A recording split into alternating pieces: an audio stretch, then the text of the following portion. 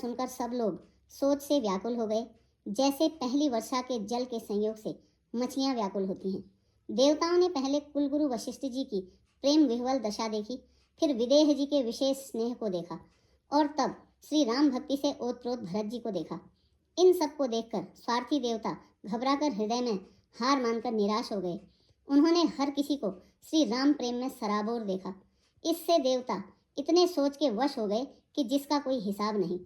देवराज इंद्र सोच में भरकर कहने लगे कि श्री रामचंद्र जी तो स्नेह और संकोच के वश में हैं, इसलिए सब लोग मिलकर कुछ प्रपंच रचो, नहीं तो काम बिगड़ा ही समझो। देवताओं ने सरस्वती जी का स्मरण कर उनकी स्तुति की और कहा, हे देवी, देवता आपके शरणागत हैं, उनकी रक्षा कीजिए।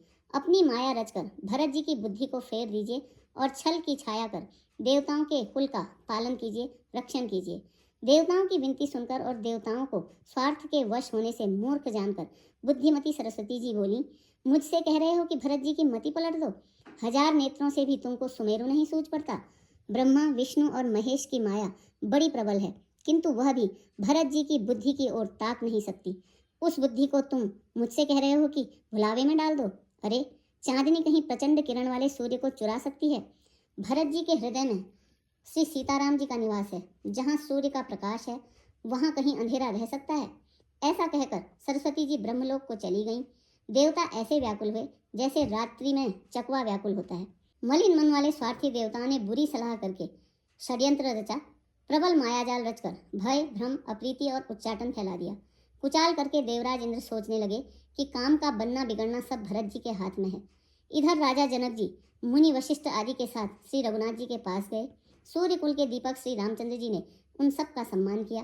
तब रघुकुल के पुरोहित वशिष्ठ जी समय, समाज और धर्म के अनुकूल वचन बोले। उन्होंने पहले जनक जी और भरत जी का संवाद सुनाया, फिर भरत जी की कही हुई सुंदर बातें कह सुनाई। वे बोले, हे तात राम, मेरा मत तो यह है कि तुम जैसी आज्ञा दो वैसा ही सब करें।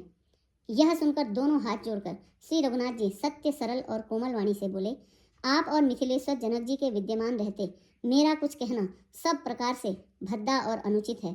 आपकी और महाराज की जो भी आज्ञा होगी, मैं आपकी शपथ करके कहता हूँ, वह सत्य ही सबको शिरोधार्य होगी।